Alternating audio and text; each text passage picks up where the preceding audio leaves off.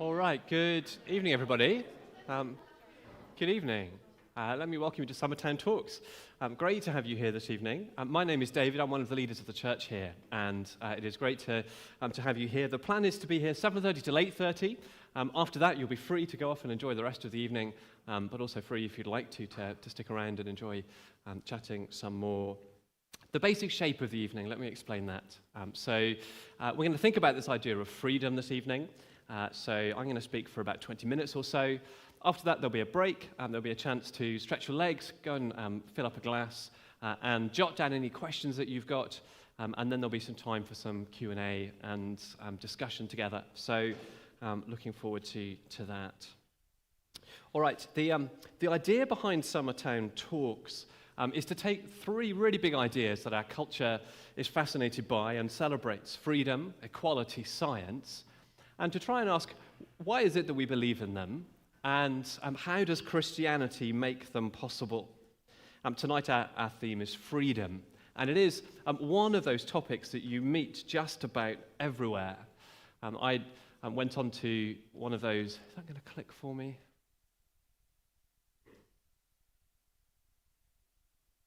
We'll get this up and running. Yes, look at that. Good. Freedom. It is one of those really big topics that we love to think about. I went online to one of those big databases of quotes that you can find, and 50,000 or more quotes about the idea of freedom. Here were some that came near the top. Here's Charlotte Bronte. She said, "I am no bird, and no net ensnares me. I am a free human being with an independent will." One of the great quotes about freedom. Here's another. Here's Jim Morrison. The most important kind of freedom is to be what you really are. An idea that lots of people would resonate with, I guess. Here's one more. I won't put it up on the screen to see if you recognize it. Join in when you're ready. It's time to see what I can do, to test the limits and break through. No right, no wrong, no rules for me. I'm free. Let it go.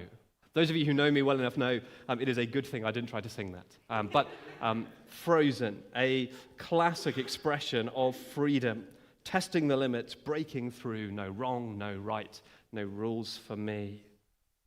In all of those, in different ways, they're defining freedom as independence, aren't they? Freedom from others. So the idea of external constraints. You get that in the Charlotte Bronte quote, the idea of not being trapped in other people's nets or cages. But also the idea of no internal restraint, no sense of holding myself back or letting anything inside me hold me back. I wonder how far we'd all like to go with that. And the idea of no internal constraints. And for lots of us, I would imagine, we do carry around with us all sorts of things that we feel do hold us back in some way. People's expectations of us, perhaps. Our own fears or regrets. In those ways, we'd love to be free of those things and not to be held back by them. But would we go further with Elsa? Would we want to say no right, no wrong, no rules for me? Is that a kind of freedom that we can imagine making life go well for us? Where might that take us? Where would it take us as a society? There are some big questions around freedom. What do we want? What do we mean by it? And we're going to try and think a bit about that tonight. I don't stand here pretending I've got all of the answers. It's been a topic I've been trying to think through. I'm really looking forward to a Q&A where we can just think it through a bit more together. To help us, though, for a few minutes to think, why do we believe in freedom, and how does Christianity make it possible? I want to think about a short interaction that Jesus had with some of his fellow Jews. On your tables, you should find a little sheet like that. Do you have? I can't see any on that table. I wonder if we can just grab some from the table behind. Perfect. This is just a very brief interaction that Jesus has. It's written down for us in the Gospel of John, one of the biographies of Jesus' life.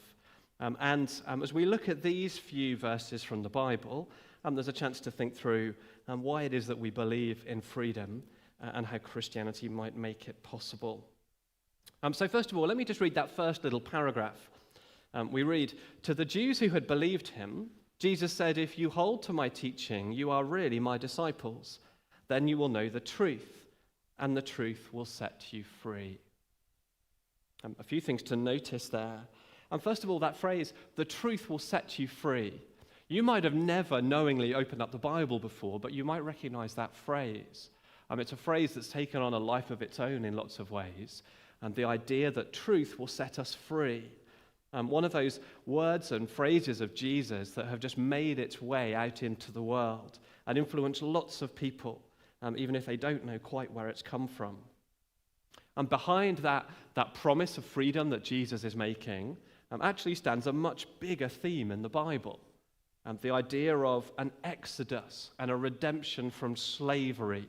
Those ideas are really big ideas in the Bible. A story that's profoundly shaped the West and the stories we tell, the causes we champion, the idea of slavery being a terrible thing, liberation being part of what we would call salvation. Jesus here talking about truth, something that resonates with us, something that shaped us in lots of ways. Second, Jesus here is offering freedom, isn't he?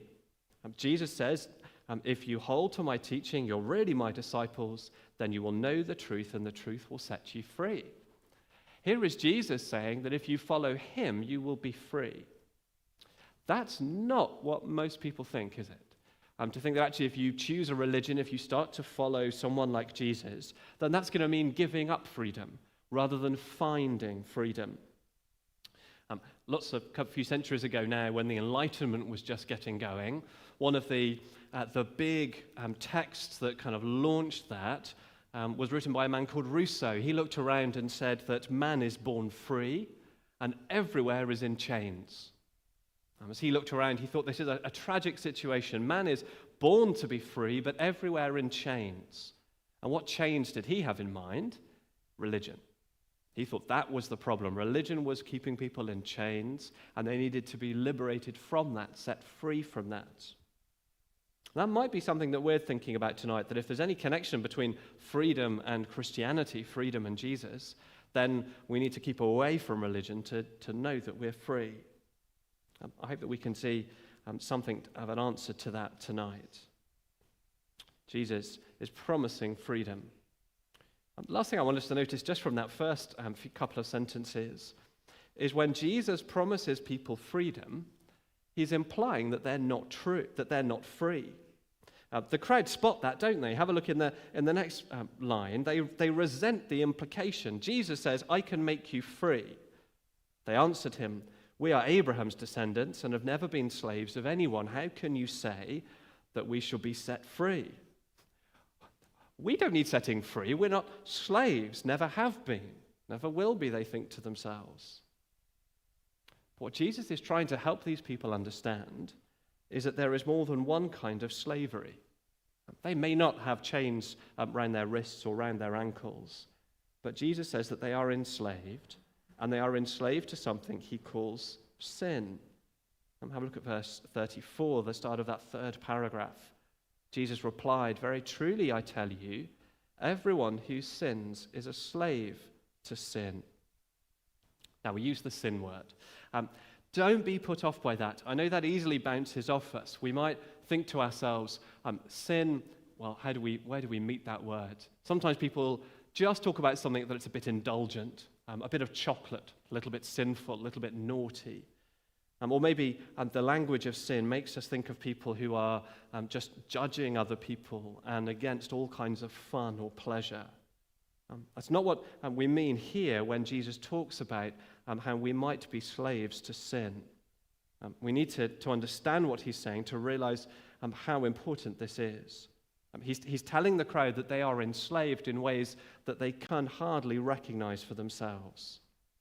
Let me try and just find a couple of ways to help us understand what Jesus means and why we might need freedom that he offers. First of all, Jesus is talking about the desires that we follow, the things that we crave, the ways that we repeatedly do things that we wish we didn't.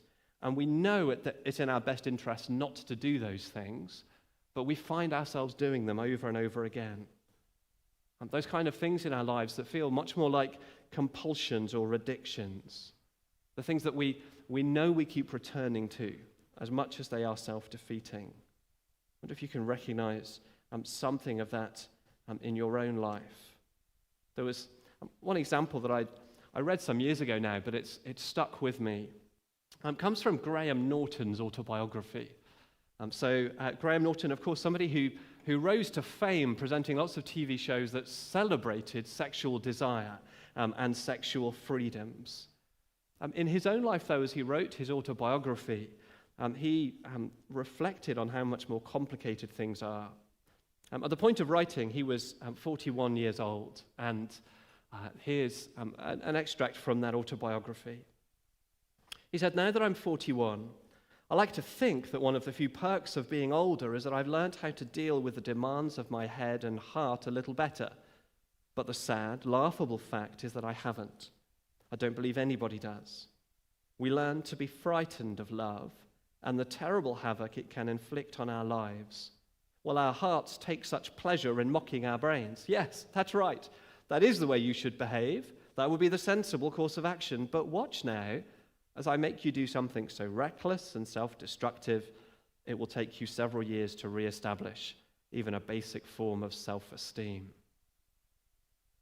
One of the things that we realize about the culture that we're living in is how, in many ways, we've been encouraged to act on desires in the name of freedom. We've been promised that there are no limits to our desires or the consequences, that their consequences are free.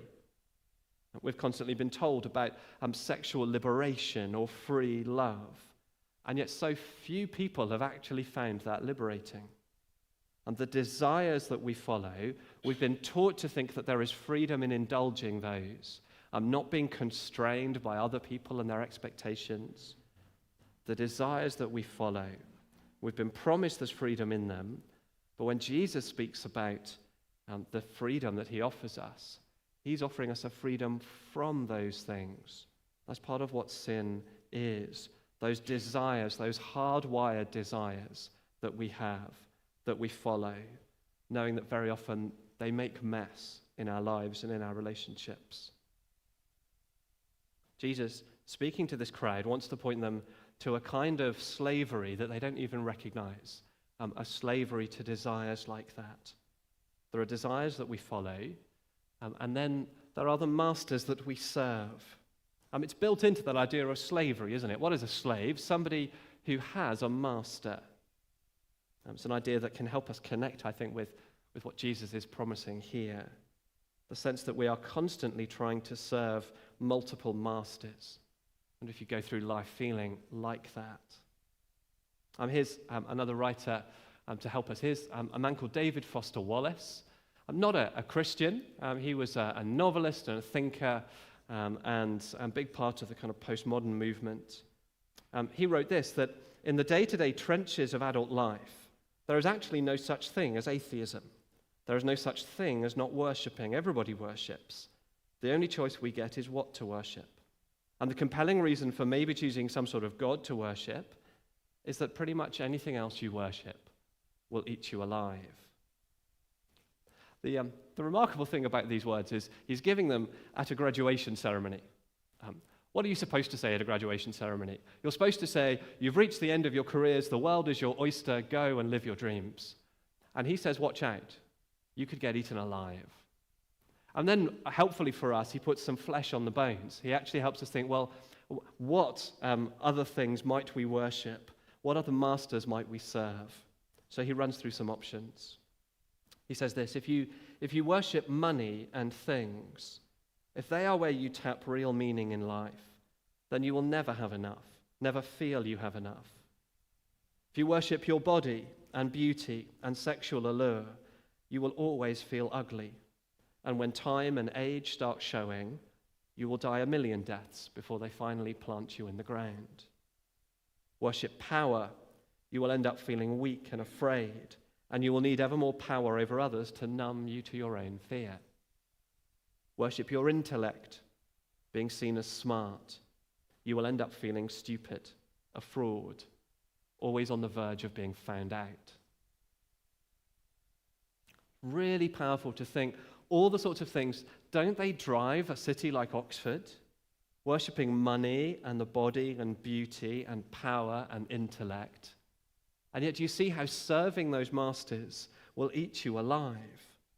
How they leave us all in a desperate competition with one another, trying to outdo one another, never feeling safe, always feeling like we haven't done enough. It's what it feels like to be a slave, isn't it? To feel like you are never safe, always performing, always trying to outcompete others. And again, this life, when we step back from it, we might see there's a kind of slavery there. Those are masters who show us no mercy. But we've been taught that all of those things are ways to pursue our own freedom. That's what we're encouraged to do, to go and make the most of ourselves. And if we have to climb over other people to do it, fine. Go express yourself. So Jesus, as he has a conversation with these folks, and there in John chapter 8, he's wanting to open their eyes to a slavery that they hardly recognize. A slavery, Jesus says, to sin. And what he means by that are these desires that drive us, these masters that we find ourselves serving. That's the freedom that he's offering, that we can be free from those desires and those masters. He goes further, though. Have a look at that third paragraph. Jesus replied, "Very truly I tell you, everyone who sins is a slave to sin. Now a slave has no permanent place in the family, but a son belongs to it forever. So if the Son sets you free, you will be free indeed." You see the contrast that he's making there? He's talking about the difference between being a slave and a son. And what's so good about being a son? You are part of the family, and you are part of the family forever. You belong. You are safe. This is what Jesus is offering us, not just another master to serve. Some people imagine that Christianity is like that God is just one more person we have to slave after, and we're still trying to outdo each other and compete to impress him. But no, we're being told to come to know God, to receive what Jesus has to offer, is more like stopping being a slave and becoming a son, joining a family. Meaning that we can set aside all of that anxiety about how do I compete, how do I compare. It means being free of that anxiety that we feel when we know that we don't match up to other people or to their expectations or even to our own. It means being invited into a family. Now, as we finish, we should just realize what that means for our freedom. For lots of people, that would feel like a choice they don't want to make. What have we been schooled to think? We've been told to think over and over, freedom means no commitments, no bonds, no commitments. And yet what Jesus is offering us here is a kind of freedom that is about bonds, is about being brought into a family. Helps us realize that our definition of freedom, the idea that we can be completely commitment-free just to go be ourselves, how self-defeating that is. We imagine that complete freedom and autonomy is what we want. We don't want to belong to anyone. But how isolating that is. How different that is to finding that we have a home, that we belong. We start to realize when we long for relationship, when we glimpse how good it would be to think there is a place I call home, and it's a place where I'm always welcome and I'm always safe. That is to enter into relationships. Again, we've bought into the lie that the kind of freedom that we want would be pure isolation. But Jesus offers us something far, far better. Freedom from those desires, freedom from those masters that we follow, and a welcome into a family. That's the freedom that Jesus offers to us. Now, I'm hoping that tonight I've said enough provocative things to get some conversation going and to stir up some questions. Shall we recap very quickly?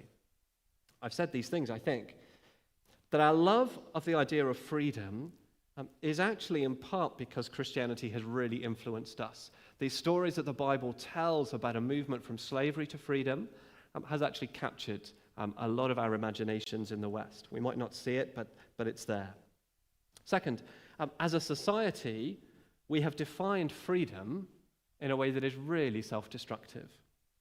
We've defined freedom in a way that says that we want to live free from any other people's expectations. No right, no wrong, no rules for me.